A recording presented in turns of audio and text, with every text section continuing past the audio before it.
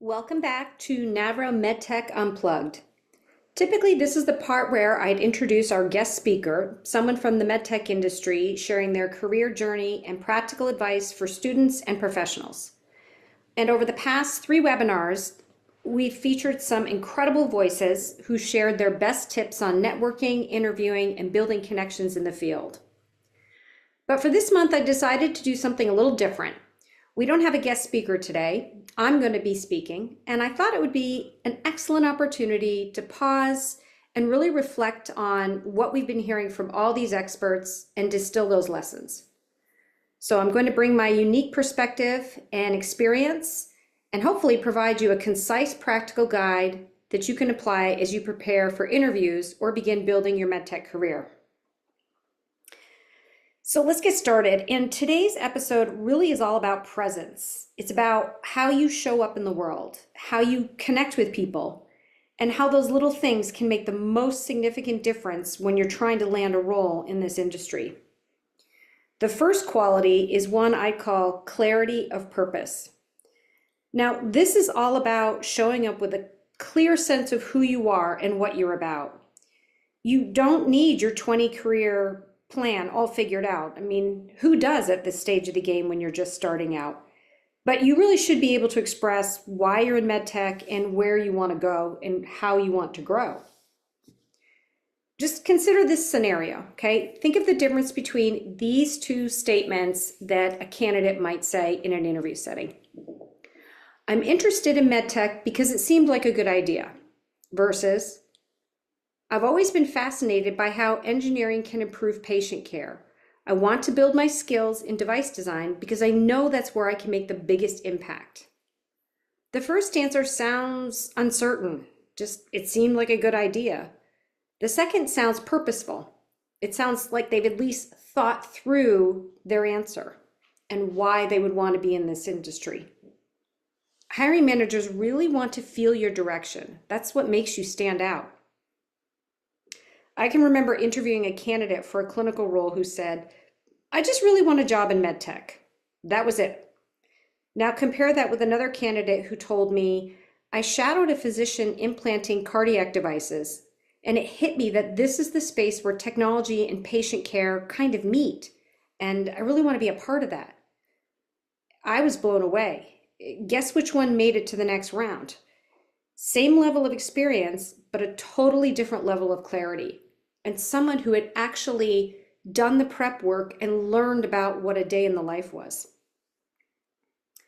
The second quality I want you to consider is realness and consistency. Hiring managers can smell rehearsed answers from a mile away. What they remember are the candidates who sound like real people, candidates who share their wins, but also their struggles. One time I had a candidate tell me about a project where everything went wrong and they didn't sugarcoat it. They had team conflict that they talked about, they missed deadlines, PowerPoints disappeared, everything went wrong. And they also shared what they personally learned from the experience. And you might think that doesn't reflect well on them, but you know what? That type of honesty, it really stuck with me more than the polished candidates who pretended that every project was perfect. I certainly have had my colossal failures in the field, in the industry. Realness is what makes you memorable, and it also makes you look honest. The third quality is lightness and approachability. MedTech is a high stakes industry. There's often emergent situations, things can go south really, really fast. And if you're not prepared for that, you could be really caught in a situation feeling very flustered. Hiring managers want to know this, and the people who thrive often are those who can bring balance. These are the types of people that others want to work with if you're in this field. And hiring managers are looking to see which candidates can handle stressful situations. I was at the final end of an interviewing round with a couple of candidates, and they knew it. And the first one who I was speaking with on a video call, their video just kept cutting out. It was incredibly frustrating. We were losing each other mid-sentence. Things were getting lost in translation. And it would have been very easy for that candidate just to founder and for this whole interview to go south. But instead of panicking, they just laughed and said, I promise my internet connection is stronger than my coffee this morning. It broke the tension immediately. It just brought a little bit of comic relief and real life acknowledgement of the stressful situation and lightened it. And that one small moment showed me they'd be able to roll with the job challenges too. The fourth quality to consider is empathy and listening. This is really about showing the interviewer that you care about their world, not just yours. And you walk into an interview, you've got your resume, it can be so tempting to just want to give a verbal spiel of everything you've got on that paper. They've got your resume, they know your background. You've got to remember that MedTech is a patient-first industry as well. You've got to be able to see the big picture and how clinicians and patients are impacted, not just focused on your agenda. I had a candidate ask me at the end of an interview, what's the biggest challenge your team is facing right now? And I'll never forget it. Every other candidate I had talked to that day, when we got to the question and answer session, all they asked about were vacation days or training program. But this person's question really made me pause. It made me think and open up about a real challenge, and I could instantly see how they would fit in. That one moment told me that this candidate is already thinking in the mindset of a teammate. The fifth set of qualities is positive energy and presence. And people can often be confused about energy. When I'm speaking about energy, it's important to clarify, energy isn't about just being the loudest in the room. It's about being genuinely engaged.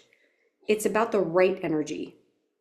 Many years ago, I sat in on an interview with two candidates back to back, and both were equally qualified. One came in very quiet, sat rather stiffly on the chair, gave correct answers, gave positive answers, but the whole feeling, the whole affect was just flat. They just sat there passively and provided feedback when asked. The second candidate walked in with a smile, made purposeful eye contact, and honestly seemed genuinely excited to be there. At the end of the two interviews, we had the same resume, the same GPA, the same technical ability between the two candidates, but guess who got the offer? The second candidate. Presence matters. Your energy matters. Now I'm going to pause here because if you forget everything else from today, I really want you to remember this part. There's one single question that if you ask it in an interview, creates an immediate wow factor. And it's this. Let's imagine it's 12 or 15 months from now, and I've been in this role for a year, and you're looking back. What would I have needed to accomplish for you to say hiring me was an absolutely excellent decision? Why is this so powerful? Think about it for a minute.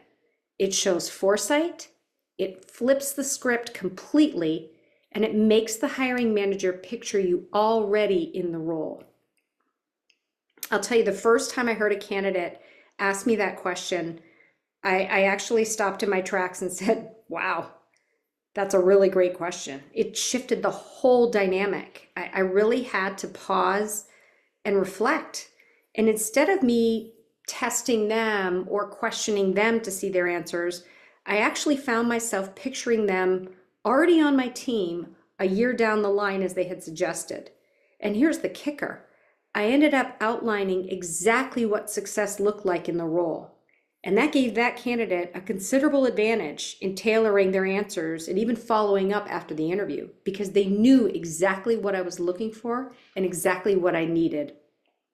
I've asked several other hiring managers about that question, and they've all gotten it once or twice in their career, maybe worded a little differently, but they've all said the same thing. That one question created an immediate wow factor. And most of the time, that was the candidate that got hired. So let's just bring this all together. We've talked about 5 sets of qualities that can really make you memorable. clarity of purpose, realness and consistency, lightness and approachability, empathy and listening, and positive energy and presence. And we zoomed in on the one powerful question that can change the entire dynamic of an interview, asking the interviewer to define what success looks like a year from now. So if you can bring even just 2 or 3 of these qualities into your interviews and close with that one question, you will have put yourself already miles ahead of the other candidates. You need to remember, interviews aren't just about technical skills. Your technical skills are what got you in the door. Interviews are about connection, trust, and presence.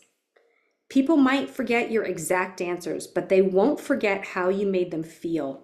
And if you can leave them feeling confident, comfortable, and really excited about you, then you've done more than interview. You've built a connection that will more than likely carry you into a MedTech career.